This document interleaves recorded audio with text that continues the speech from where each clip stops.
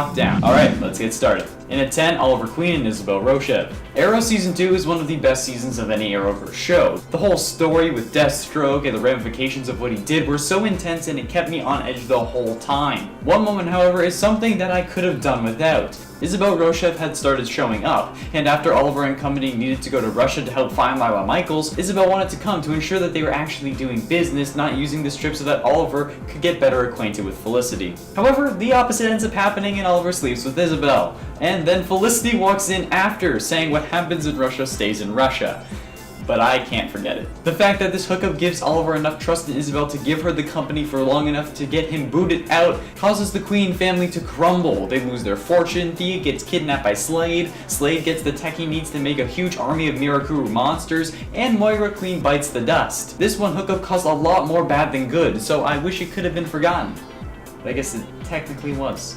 Number 9, Batman and Batgirl. While the relationship is both highly out of character for the two, Batman being Batgirl's mentor and everything, apparently he just can't stop himself around her. This was obvious in the infamous scene from the Killing Joke animated version, where the writers decided they needed to pad out the runtime for the movie with Barbara taking out her frustrations with her mentor by climbing on top of him and getting way too close on a rooftop. It also happened more after that, being revealed in Batman Beyond 2.0 that while dating Dick Grayson, Bruce slept with Barbara again, and this time actually got her pregnant. This is really not in character for Bruce. Sure, he's brooding and a darker character, but he has a moral code and a conscience. However, the way that hookup was presented depicts him as a heartless sociopath. He doesn't even acknowledge the baby he ends up sticking Barbara with. Plus, this is something that Dick and Bruce never really recover from. It's just a total dick move. No pun intended. Moving on to number 8, She-Hulk. So this number is kind of cheating because it involves Juggernaut and he's not technically a mutant despite being Charles Xavier's stepbrother and also a member of the Brotherhood of Evil Mutants. But this hookup is kind of the hookup of all hookups when it comes to comic books, so we decided to include it on our list and give Kane Marco an honorary mutant status for it. Talking She-Hulk and Juggernaut, guys! For starters, Jennifer Walters gets way too much slack for being promiscuous. Iron Man Tony Stark is also a major hoe and doesn't get nearly as much heat, which is something that was actually brought up in the comics when those two hooked up. Anyway, we're not here to talk about She-Hulk's other hookups, but rather her hookup with a particular, not actually a mutant, that made shockwaves, possibly literally too, after it happened. Look at that bedroom damage! God! I don't know about you guys, but I'm like, those repairs do not look cheap. Anyway, that is a hookup, or at least a superhero hookup. This went down in Juggernaut issue 2. Now all these days this hookup has been kind of retconned. It was an alternate reality version of She-Hulk. It's still one that has managed to remain in our collective memories, which is why it gets a spot on this list too. And at 7, Hank Pym and Janet Van Dyne. There is an unspoken rule in comics, where while yes, superpowers would come in play during bedroom time, nobody speaks of it.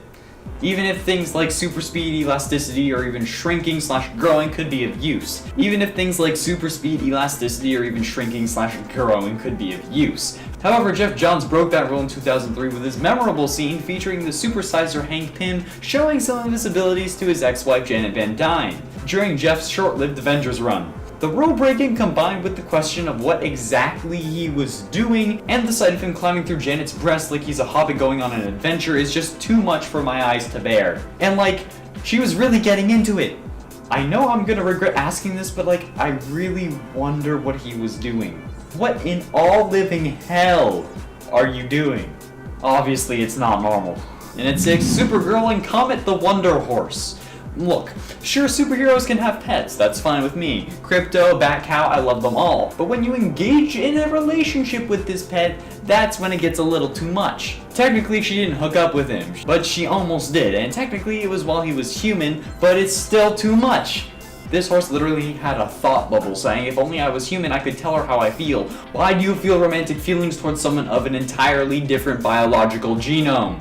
Comet was originally a centaur, and after saving the witch Circe, she gave him a potion to make him a full human, but accidentally made him fully horse. So instead she gave him superpowers because she couldn't reverse the spell. Well, after developing romantic feelings towards Kara, Kara went and got herself a human boyfriend because anything other than that is illegal. But Comet became jealous and got another spell put on him to transform him into Bill Star, a human. The two began dating and were about to take the plunge before the spell wore off and he was back to being a horse. The thing is, this isn't where Comet stopped. He also had a brief relationship with Lois Lane in her comic book. Jesus Christ, man. Guess Kara's only riding your back this time, Comet. And at 5, Hal Jordan and RRAB. Hal Jordan is typically a pretty stand-up guy. When he isn't rebuilding his destroyed city, he is pretty much doing the right thing, and at least he has some form of morals, hence why he initially pushed RRAB, a 13-year-old alien he recruited into the Corps, who was desperately in love with him, away and towards the Corps. The whole hero worshipping thing I can understand, plus Hal is a good-looking guy, but he literally is more than twice your age, girl. However, using the abilities of her Green Lantern ring, she changed her body into more of an appropriate age. Her body was the right size and shape, but her mind was still that of a 14-year-old. However, this didn't stop old GL from giving into his base instincts and giving into her new mature look. It's not okay, and while sure he may not have known or may have just thought that she was older, it's still an issue. And it's not just his fault. I mean, why did she think this was a good idea? But I mean, she isn't really complaining. But it still isn't cool and it shouldn't have happened. Let me forget. And at 4, Superman and Supergirl.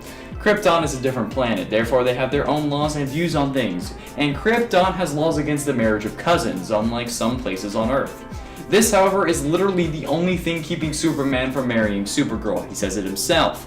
And I brought it up on one of my first lists on this channel, when I was lame and boring.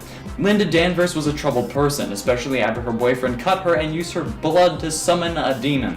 Matrix intervened and tried to cover up Linda's wounds and keep her alive, but instead fused with her. Since Matrix was essentially a proto-Supergirl, these things together made a new Supergirl after the old one had been written out of continuity. However, Superman fell in love with this version even after she used Kara's backstory posing as her. But he only revealed his feelings when he figured out that she wasn't really Kara. Still creepy. In at number 3, Johnny Storm and Medusa. This hookup certainly shocked fans of the Uncanny Inhumans, especially considering that Johnny was already in an established relationship with Crystal, the element-controlling Inhuman royal family member. However, in 2016, during issue number 8 of the Inhuman series, Johnny had flipped the script and hooked up with Crystal's sister Medusa. This is like a comic book soap opera. At the time, she wasn't with Black Bolt anymore, and as fate would have it, the pair instantly clicked. Of course, it didn't last long when Crystal found out. Then when Black Bolt returned, things got even more awkward with Johnny deciding to just leave the Inhumans to avoid any friction altogether. Probably a good move. And at 2, the Parkers. I know this isn't really a superhero hooking up, but this hookup did result in a superhero. Well, we all know Peter Parker's backstory. What if we were wrong about it? The Troubled storyline features an alternate to the story, so instead of Peter's father being loyal to his mother, he cheated on her. With her sister, meaning Aunt May if you didn't already know. Yeah, in the Troubled storyline, Peter's father slept with Aunt May and got her pregnant. With the kid that would someday become Spider-Man. Aunt May was really Peter's mother. And looking at Marissa Tomei, I understand. What the hell? Like, why would anyone think that this should be a thing? This was a 5-issue miniseries that was an attempt to get females into comics. Having Aunt May be promiscuous and sleeping with her sister's boyfriend isn't really the way to get girls into comics. Sorry to tell you. They would already like Spider-Man because he's a teen and attractive, especially that Tobey Maguire fella. Oh boy. Oh, with that emo hair. Oh, and that dancing. Yeah. Oh, y'all think I'm boring now? Finally, in at number 1, Ultimate Scarlet Witch and Quicksilver. This has to be one of the worst things I've ever seen in comics, in the Ultimate series of comics. It's not like they changed the whole brother or sister thing either, and everyone seemed okay with it. The only one that wasn't concerned was Cap, and when someone explained to him that they just love each other, he said, of course they do. They're brother and sister. Why was this a thing? I can't help but be mad at this. Who, what, when, where, why, Alex. Thank you, Cap, for being the sensible one. Starting us off in at number 10, Wasp. Let's begin our list with one of the stranger hookups that we'll be discussing today. Wasp and Magneto.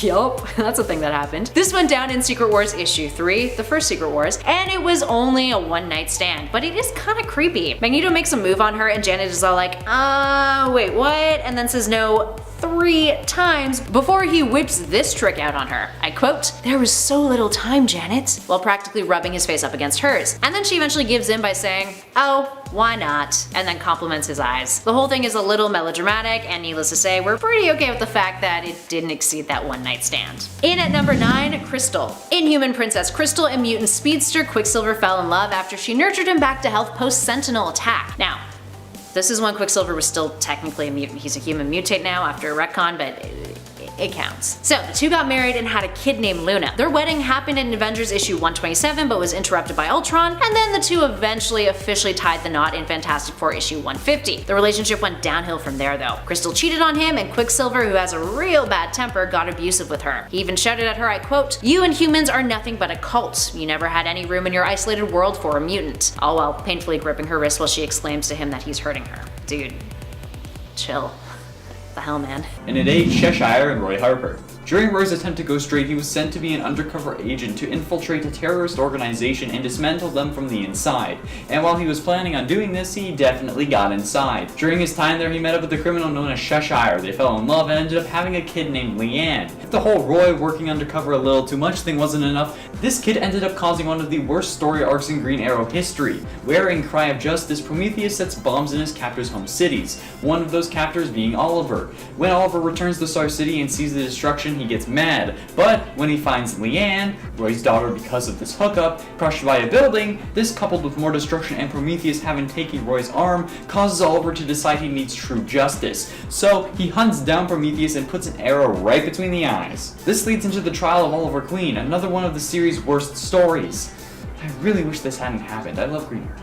Moving on to number 7, Spider-Man. While Peter Parker's most iconic romantic pairings are Mary Jane Watson and Gwen Stacy, the character has dated outside of the human race too. Once upon a time, Parker dated Marrow, aka Sarah Rushman, a mutant capable of growing skeletal structures outside of her body. Essentially, bones would painfully erect themselves outside of her skin, which she could use as a weapon, body armor, shield, you name it. Marrow had an awkward story arc where she was brainwashed by S.H.I.E.L.D. and believed that she was a student at Empire State University. There, she developed a crush on Parker, who was working there as a lecturer. Eventually, she discovered that he was Spider-Man, and the relationship fell apart after a few dates, with Marrow eventually being rid of S.H.I.E.L.D.'s influence. Well, that was not really a good time for Marrow in general. Up next at 6, Black Panther. Black Panther and Mutant Storm have had one of the most iconic and endearing relationships in Marvel's panels. T'Challa and Ororo have had a long-winded history together. They've been into each other since they were kids, and carried affection around in their hearts for one another for years and years. Then back in 2006, they actually tied the knot in a wedding that interrupted and paused the Civil War. Eventually, despite their chemistry together, T'Challa annulled their marriage because he felt that Storm had betrayed him by siding with the X-Men during AVX, so.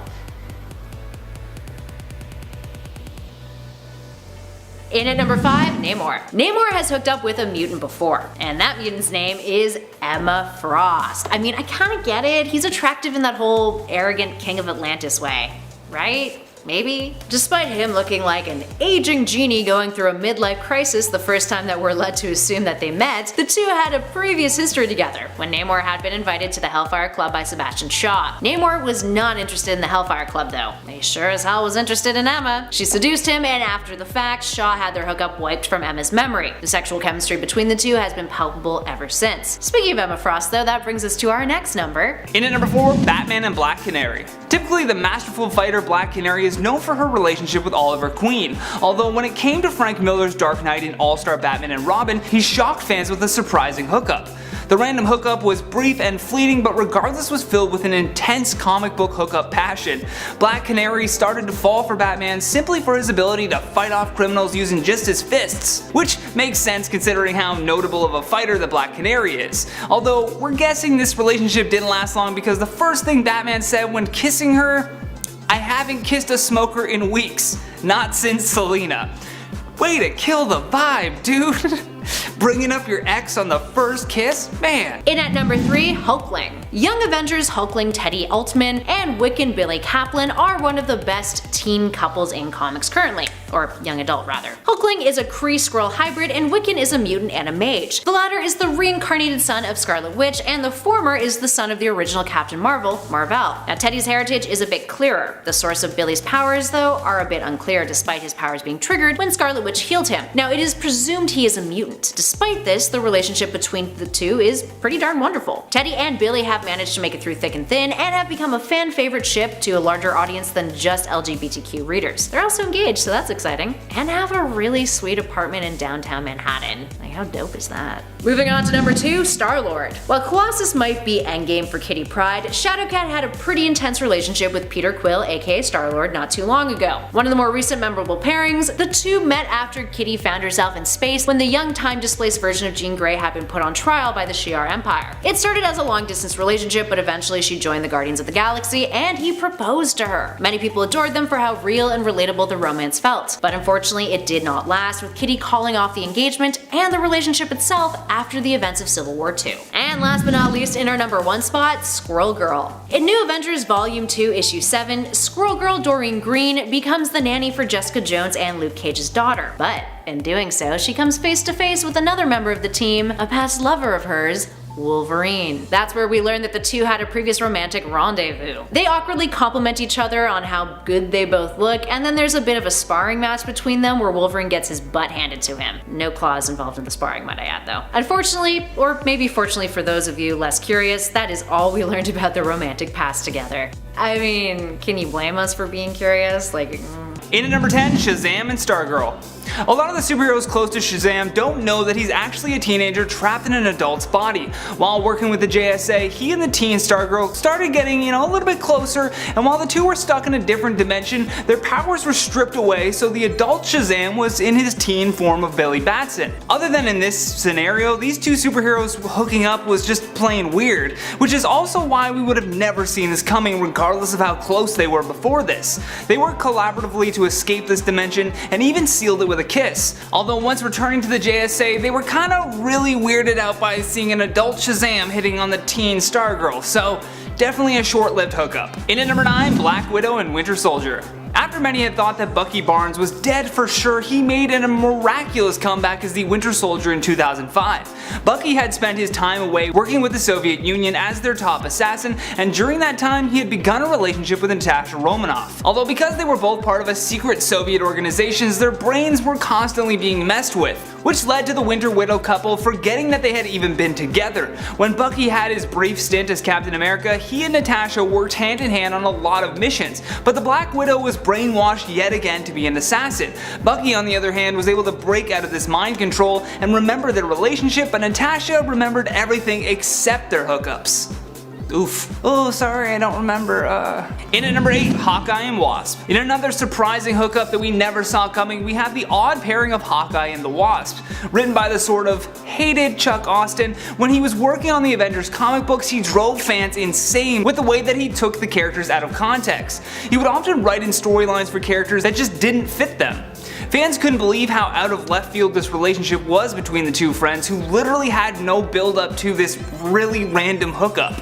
Even Captain America and Hank were questioning why the pair were embracing each other at the start of Avengers issue 83 volume 3. Thankfully this didn't last long because Chuck was, well, removed from his job, as was the hookup. In at number 7, Cyclops and Emma Frost. This hookup isn't so much something that we didn't see coming, but more so something that fans really wanted to ignore ever happened. Emma's character may have been altered a bit, but deep down she's still this manipulative and arrogant lady. She only started hooking up with Cyclops because she knew it would make Jean Grey angry, and you wouldn't like her when she's angry. The White Queen did everything in her power to play games with Scott, eventually driving his character into a very bad place before she eventually embraced her role as a villain, where she should always remain. In at number 6, Nightwing and Catwoman. Now I get that this is a superhero hookup video, but Catwoman has done heroic things before, so let's just give her the benefit of the doubt. Back in 1996 for Nightwing issue number 52, Catwoman and Nightwing had a very unusual and unexpected encounter. The hookup between them didn't exactly come from a place of hidden affection either. Catwoman wanted to make Batman jealous, and when Grayson ran into her at a warehouse, she took full advantage of this opportunity. Nightwing is trying to switch the focus to the danger at hand, but Catwoman is only focused on this bizarre jealousy scheme. Regardless of the intentions on both ends, they both engaged in this secret love affair and then agreed not to let Bruce know. Like he wouldn't find out eventually. In at number 5, Daredevil and Black Cat. During the comic book Amazing Spider-Man number 677, Black Cat had been arrested, so Spider-Man had called on Daredevil for an epic team-up to help free her. Although Black Cat didn't really need either of their help. She was already able to break out of prison on her own and even set up a trap for the two. I mean, what a nice thing to do for somebody that wanted to free you from jail. Oh, and by the way, the trap, she rigged 2 buildings to crash down on top of them, leaving both superheroes quite helpless. And at the end, they were able to sort out their differences, but for whatever reason, Daredevil felt this attraction for Black Cat. The two eventually hooked up, but other than that single surprising time, they didn't develop the relationship into anything more. I mean, thank God. She's evil lady. And at number 4, Iron Man. Yes, Iron Man and Emma Frost. Of course Tony Stark has hooked up with at least one mutant, and of course it was Emma Frost. The two of them are undoubtedly tens, and I think we'd be insulted if they hadn't have hooked up in the past. While unfortunately we never got to see that hookup happen on panel, it is referred to in Civil War issue 3 while Tony visits Emma in Westchester. Tony asks her, I quote, "Does Cyclops know about that little arrangement we used to have when neither of us were dating?" To which Emma responds, "Cyclops knows everything, Tony. He can't keep secrets from my telepathic mind, so it's only fair that I don't keep anything from him." Friends with benefits, people. Moving on. And at 3, Carol Danvers and Marcus Immortus. Avengers issue 200. One of the most infamous moments in Marvel canon. In this issue, we see Carol Danvers, who was Ms. Marvel at the time, get her mind hijacked by Marcus Immortus and turns her into his wife, then assaults her in ways that I can't really talk about on YouTube, and then gives her a baby. The baby she ends up giving birth to is Marcus as a baby to give him a form on Earth. That baby then grows rapidly into Marcus that then tries to marry her again. This comic was extremely poorly received, not only by the community, but also by the X-Men and Carol herself as she returned. When she did, she criticized the Avengers, saying that Beast was even willing to play teddy bear, and she's right. They let her go. No question. And then when she's back, they want her to rejoin the team. It's literally one of the worst moments in Avengers history, and it happened when they were supposed to be celebrating, making it to 200 issues. It's a shame, and it needs to be forgotten. We need to retcon that more, or like retcon it like in the real world. In at number 2, Captain America and Scarlet Witch. Yep, you heard that right. This hookup was certainly a bizarre moment considering the fact that these two for a long time were considered by fans as more of a mentor-mentee type relationship. Because of this, it came as a huge surprise that a romance was starting between them. Although Wanda had actually been crushing on Cap for a long time. In fact, ever since the beginning of her time with the Avengers, the two shared many close calls that built up to this passionate yet short-lived hookup. However, it only ended between them because Captain America didn't think it was a great idea. The feeling was not mutual. Wanda ended up using her reality warping powers to cause a reaction of events that culminated with the Avengers Disassembled storyline, which yet again reinforces the idea that you should never date your coworkers. Last but not least, in our number 1 spot, Doctor Strange and Elektra. Set to be released March 4th, 2020, the cover for the Savage Avengers issue number 11 has raised a lot of eyebrows. The comic book is meant to reveal the horrific secret behind Kulanga's power, but the real question most fans will have is this hookup between Elektra and Doctor Strange. It's just bizarre. We don't know all the details as of yet, but what we do know is that Clea and Matt Murdock are probably equally out of the loop on this one. In the previous issue, Strange, Doom, and Conan the Barbarian will attempt to kill Kulangath, but for the next issue to have this as the cover, something had to have gone down. I guess we'll have to wait and see though, if this is going to be either short-lived or long-term. Who's to say? Although I want to hear what you have to say about it. Leave me a comment down below if you think their relationship is going to go on. Is Matt Murdock going to come back and be like, bro, you stole my girlfriend, what's up?